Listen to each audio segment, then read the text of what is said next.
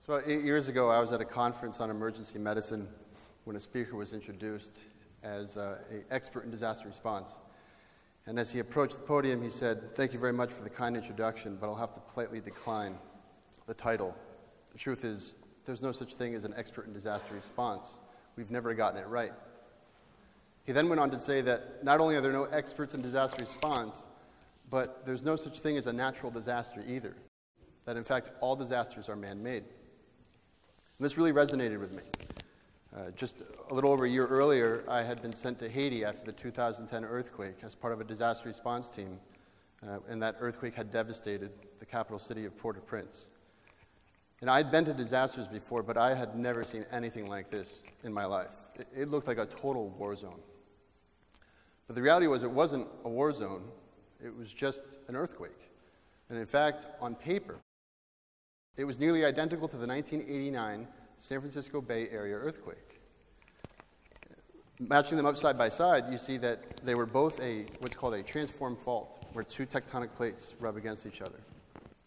They both reached a 7.0 magnitude on the Richter scale. And they also both reached a level 9 on the intensity scale, which is classified as violent shaking. But despite their near identical composition, the outcomes were completely different.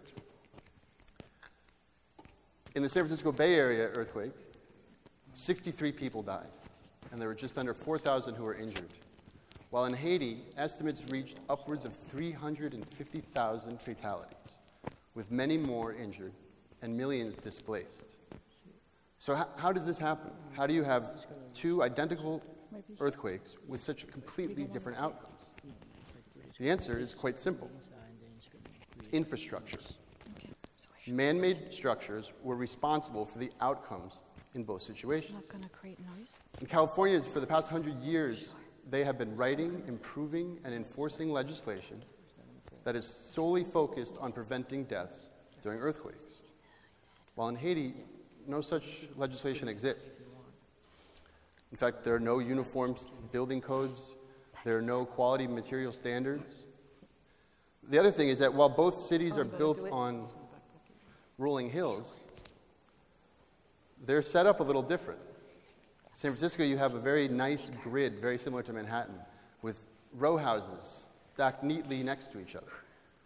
But in Haiti, these rolling hills are covered in essentially cement shantytowns, where you have concrete houses built one cinder block at a time with substandard materials assembled by amateur architects and designed to keep out the sun, the heat, the rain, and the mud with virtually no attention paid whatsoever to earthquakes. So when the earthquake comes, all of the flaws and the imperfections are exposed, and the whole place collapses in on itself, decimating the population of Port-au-Prince. Despite all of the death and destruction, I also saw scores of the most inspiring stories while in Haiti, of humans helping humans. This was particularly true when it came to emergency care and transport. Despite the fact that Haiti has no formal 911 system as we recognize it in the United States, there are no ambulances filled with resources, staffed by trained paramedics and EMTs. Despite the fact that they don't have this formal 911 system, when you go to the hospitals, they're absolutely packed with patients. And standing next to the patient is usually a family member or a friend who's holding in their hand a telephone, a mobile phone. And this phone is used in one way or another to coordinate transport to the hospital. So this kind of help with the mobile phones extended far beyond just emergency care and transport.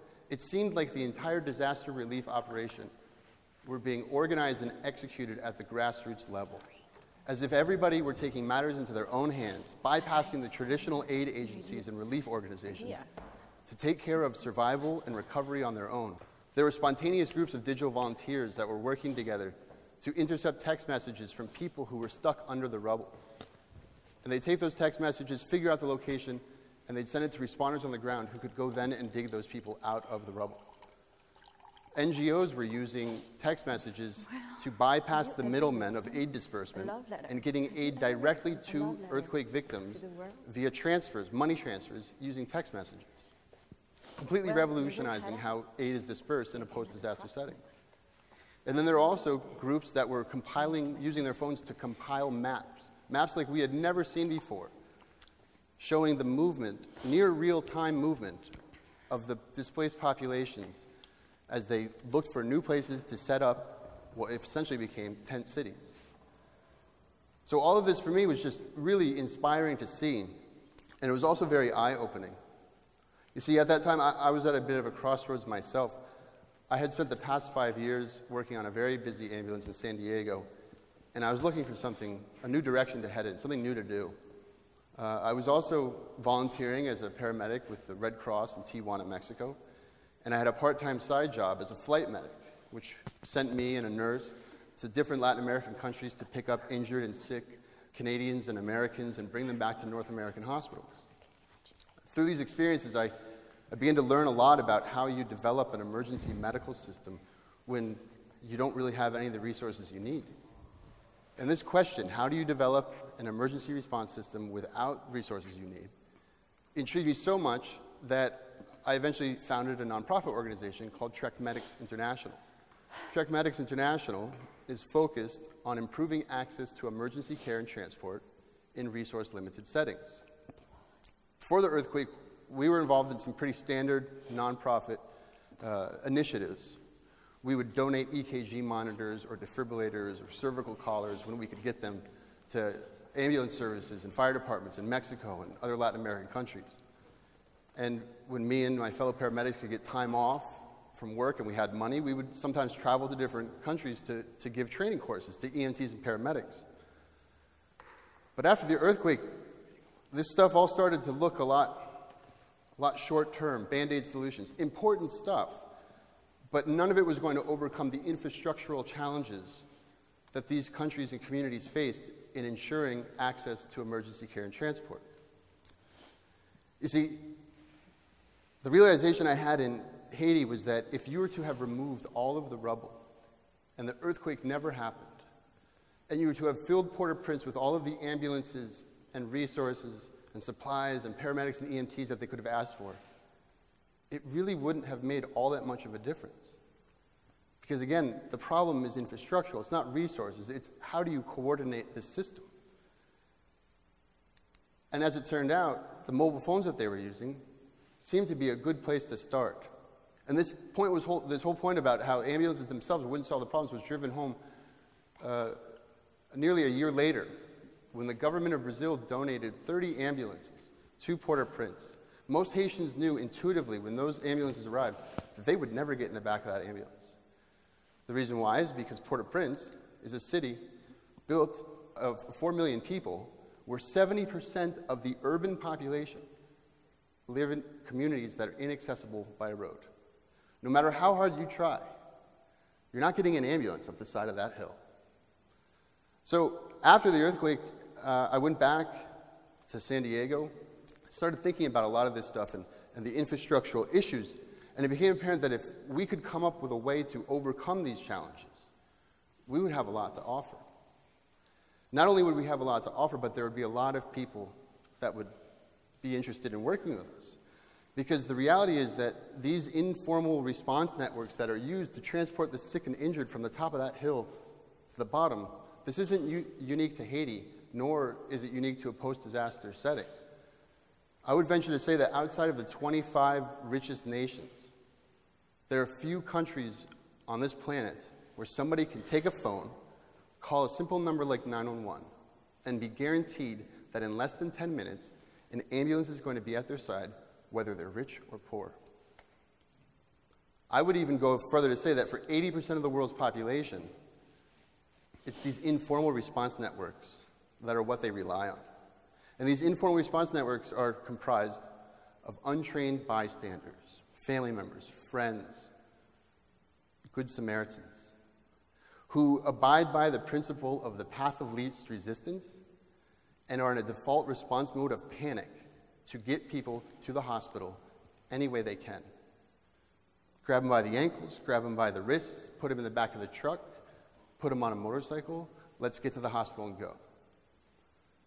So once I got back to San Diego, it became apparent that if we could find a way to tap into this action potential, if we could find a way to harness these informal emergency response networks, find a way to formalize them, coordinate them, organize them, then we would really be onto something. So about 5 months after the earthquake, I resigned my job on the ambulance, and I moved back here to New York City, and I enrolled in Columbia University's Executive Masters in Public Health program. And one day I was in class, and a student came up to me and said, "I thought you might find this article interesting." And I took a look at it, and this is 2010, mind you. But I read this story about how a healthcare group was using text messages to send out to their group health workers and also to patients. And they would text each other back and forth with updates on their health status and if they needed to see a doctor or go to a clinic. And as soon as I read this, a million light bulbs went off in my head. That night I went home and I started drawing the designs for a software platform. A software platform that would essentially take the workflow that was used in our mini computers. Every ambulance out there in the United States, more or less, has these mini computers that are used to alert, dispatch, coordinate, and track emergency response units.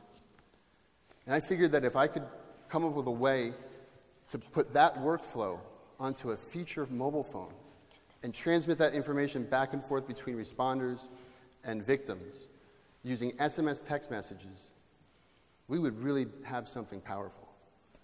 That night I wrote the entire diagrams, I looked at it, and I was like, problem solved.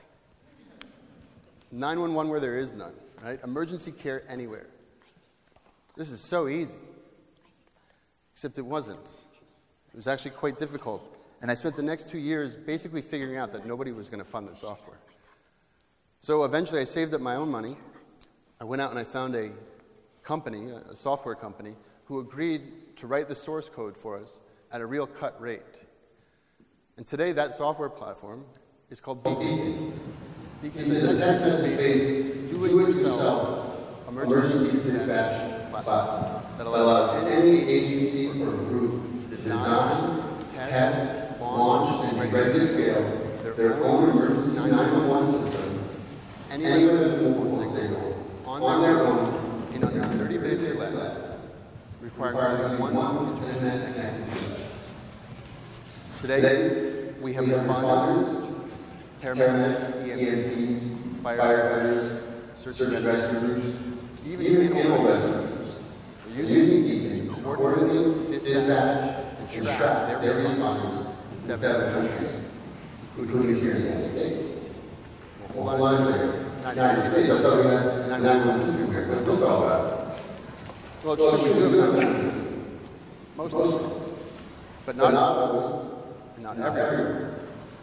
What many people here probably don't realize is that your 911 system, your local 911 system, can be overwhelmed very easily. And that resources in this setting doesn't necessarily apply to developing countries.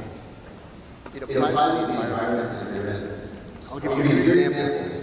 In the past few years, here in the United States, where we've seen resources in this setting. First one, Superstorm Sandy, 2012. When Superstorm Sandy came through, there were 37 health facilities in New York City that needed to evacuate 6,300 patients out of their hospitals because they were at risk of being flooded or losing power. Such an evacuation doesn't happen easily. And so these hospitals essentially had to call in every ambulance available in the entire tri-state area to make sure that they could get their patients out of the hospital, leaving huge coverage gaps where these ambulances used to serve. They eventually had to backfill these ambulances with other ambulances from around the country. 2017 in Houston, Hurricane Harvey. In many communities, the flooding was so deep that the available resources, those that weren't flooded or damaged by the hurricane, they couldn't even get to them. And in fact, the Houston Fire Department had one high-water rescue vehicle at the time that Hurricane Harvey hit, and it wasn't even working. Just last year, Paradise, California, the Camp Fire. When the Camp Fire came through Paradise, there were 2 911 dispatchers on call at the local 911 call center when thousands of calls started coming in. In all 3 cases, the same thing happened. The local emergency system was quickly and unexpectedly overwhelmed. Mobilizing resources from outside of the communities to bring them in took too long, so the responsibility for critical, life-saving emergency response operations fell to the local communities. Neighbors helping neighbors, strangers helping strangers. Exactly what we had seen in Haiti after the earthquake and what we see in developing countries every day. When we started developing Beacon, and ever since, we've always wanted to show it to other responders, other agencies, governments, community leaders, people who are in a position to organize these kind of systems. The rich report doesn't matter. We just want to know, what do you think? Will this work for you? How could it be improved? And at the beginning, we used to hear the same thing from responders in the richer nations, in advanced systems. They would say, basically, this is a great idea. It makes a lot of sense. I can totally see how this would help a primitive emergency response system like you guys are working with and developing. But our systems are far more advanced and sophisticated. We need something different. Well, over the past few years, we've been hearing that a lot less and less. And we've been hearing the opposite more and more. People saying, we could really use this. This could help us really expand our coverage. And I think the reason that we're hearing this less and less, that they couldn't use it, is because there's a growing recognition among first responders and emergency managers that maybe we're not the experts in disaster response we thought we were. We can take care of the day-to-day emergencies, but when the big one comes, the playbook usually gets thrown out the window. You see, year after year, the storm surges are rising more and more, the levees are continuing to break, and with far more devastation. And when they do, we're beginning to see that it's becoming more and more common for the locals to bust out their canoes and the kayaks and the fishing boats to go fill gaps in the formal response system when the disaster comes through. And as we become more and more accustomed to seeing these informal responders joining the formal response system, it becomes a lot harder to see a difference between the advanced emergency systems in the richer nations and the primitive emergency systems in the poorer nations.